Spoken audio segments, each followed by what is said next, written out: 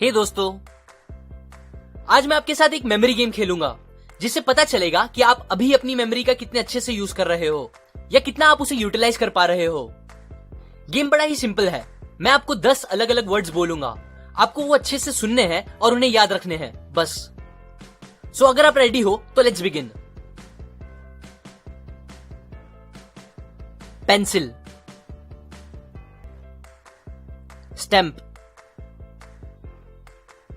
Rainbow, carpet, apple, cock, planet,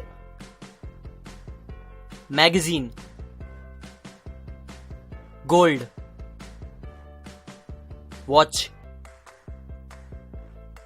अब इस video को पॉज करो और फिर याद करो आपको टोटल 10 में से कितने वर्ड्स याद हैं। डन? ओके। सो अगर आप मेरी तरह एक एवरेज इंसान हो तो आपको 5 से 7 वर्ड्स याद होंगे, और ये भी मुश्किल है कि आपको वो करेक्ट ऑर्डर में याद होंगे। मैंने जब पहली बार ये ट्राई किया था तो मुझे बस 5 वर्ड्स याद थे। अब ये बात थोड़ी अजीब है क्योंकि हम सबको पता है कि हमारा ब्रेन इससे बहुत ज्यादा डेटा स्टोर करने की कैपेबिलिटीज रखता है।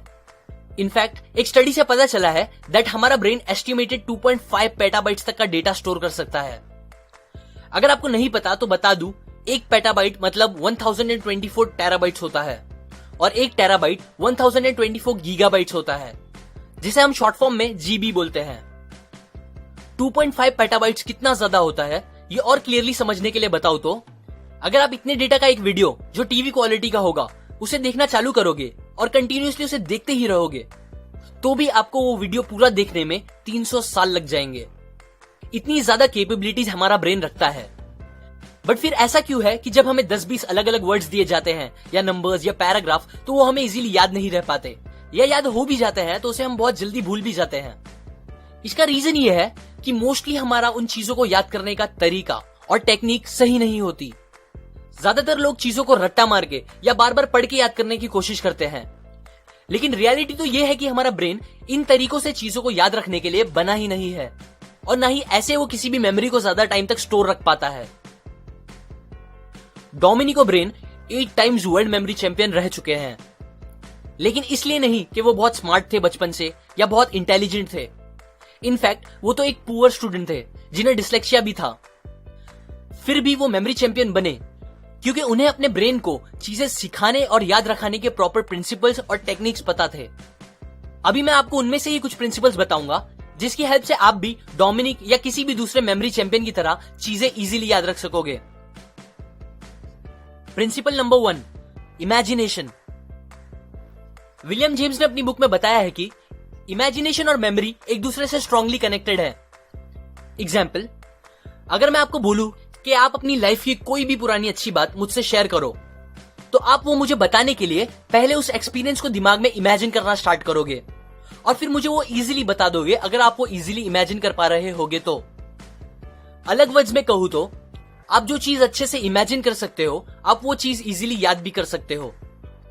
जब मैंने आपको वो 10 वर्ड्स याद करने बोले तब मेरी तरह ज्यादातर लोगों को वो सारे वर्ड्स याद नहीं हुए होंगे, और अगर कुछ लोगों को याद हो भी गए होंगे तो वो ज्यादा टाइम तक दिमाग में नहीं रहेंगे क्योंकि उन वर्ड्स के साथ हमने ज्यादा इमेजिनेशन नहीं जोड़ी होगी। मतलब जब मैंने ये वर्ड बोला एप्पल, तब अगर आप इमेजिन करके विजुअलाइज करते एक लाल कलर का बड़ा सा एप्पल जिसे आपने अपने हाथ में पकड़ा है, जिसे खाने के बाद आपको उसका टेस्ट बहुत मीठा लगा और उसकी खुशबू भी बहुत अच्छी थी, तो ऐसा इमेजिन करने से बहुत ज्यादा चांस हो जाते कि आपको एप्पल ये वर्ड अच्छे से दिमाग में बैठ जाता। अभी अगर आपने नोटिस किया हो तो मैंने एप्पल को इमेजिन करने के लिए अलग अलग ह्यूमन सेंसेस को पिक्चर में लाया, जैसे कि वो कैसा दिख रहा था, उसकी स्मेल, उसका टेस्ट एक्सेट्रा। ऐसा मैंने इसीलिए किया क्योंकि इमेजिनेशन करते टाइम आप अपने 5 सेंसेस में से जितने ज्यादा सेंसेस को इमेजिनेशन में डालोगे उतना ज्यादा चांसेस हो जाएगा कि आपको वो वर्ड या वो बात याद रहेगी। Principle number 2, association. यहां एसोसिएशन मतलब कोई भी एक चीज का दूसरी चीज से कनेक्शन होना, या एटलीस्ट हमें लगना कि वो दो चीज एक दूसरे से कनेक्टेड है। एग्जाम्पल, कभी कभी हम कोई एक चीज देखते हैं या सुनते हैं तो हमें उससे रिलेटेड बहुत सी दूसरी चीजें याद आने लगती हैं। ऐसा होता है क्योंकि हमारे दिमाग को एक दूसरे से कनेक्टेड चीजें जल्दी याद होती हैं और बहुत अच्छे से याद रह जाती हैं। लेकिन जब हमें चीजों के बीच में कनेक्शन नहीं दिखता तो हमें वो याद करने प्रॉब्लम होती है। फिर से सेम एग्जाम्पल, जब मैंने आपको वो 10 वर्ड्स बोले तो वो एक दूसरे से अलग अलग थे, इसीलिए आपको वो अच्छे से याद नहीं रह पाए। पर अगर मैं ऐसे वर्ड्स बोलता जिनके बीच में आपको इजीली कनेक्शन मिलता तो आपको वो इजीली याद भी रहते। जैसे कि अगर मैं पेंसिल के बाद बोलता इरेजर, रूलर, शार्पनर एक्सेट्रा, तो ये वर्ड्स आपको जल्दी याद होते, क्योंकि ज्यादातर लोग इनके बीच में इजीली कनेक्शन और लिंक देख सकते हैं। सो अगर हमें अलग अलग चीजें याद करनी है तो हमें इमेजिनेशन का यूज करके उनके बीच में एसोसिएशंस बनाने चाहिए। ये दो प्रिंसिपल्स इमेजिनेशन और एसोसिएशन का यूज करके एक टेक्निक बनती है जिसे स्टोरी मेथड कहते हैं। इस टेक्निक का यूज करके हम अपनी मेमोरी कैपेबिलिटीज को बहुत ज्यादा बढ़ा सकते हैं। और ये प्रैक्टिकली देखने के लिए अब हम फिर से कुछ वर्ड्स को याद करने वाला मेमोरी गेम खेलेंगे, लेकिन इस बार हम उन्हें नॉर्मली याद नहीं करेंगे बल्कि इस स्टोरी टेक्निक से याद करेंगे और देखेंगे हमें कितने डिफरेंट रिजल्ट्स मिलते हैं। आप अपनी आंखें बंद रख के भी ये ट्राई कर सकते हो। बस जैसे जैसे मैं वर्ड्स और स्टोरी बोलते जाऊं आप उसे एकदम अच्छे से इमेजिन करते रहना। So let's begin. Cycle. Imagine करो आप एक लाइट ग्रीन कलर की साइकिल चलाते हुए कहीं जा रहे हो। पेडल मारते हुए आपको ठंडी ठंडी हवा फील हो रही है और काफी अच्छा लग रहा है क्योंकि ये साइकिल एकदम फ्री और कंफर्टेबल है। चॉकलेट। अब साइकिल चलाते चलाते आपको भूख लगने लगती है, सो आप पास की दुकान पे जाके अपनी फेवरेट चॉकलेट का पैकेट लेके उसे खाने लगते हो। गिटार।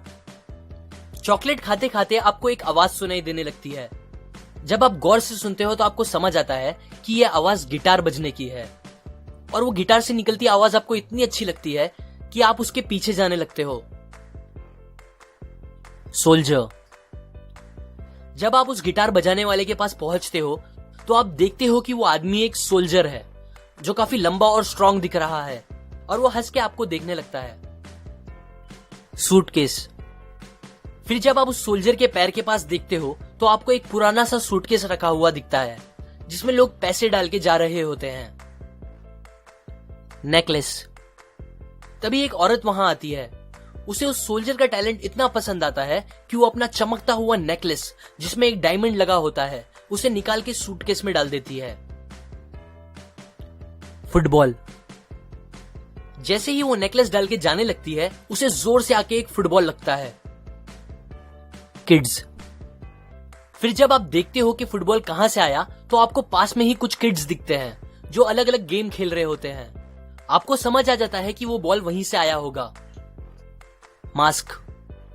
फिर जब आप सब बच्चों को अच्छे से देखने लगते हो तो आपको उनमें से एक बच्चा बहुत अलग दिखता है।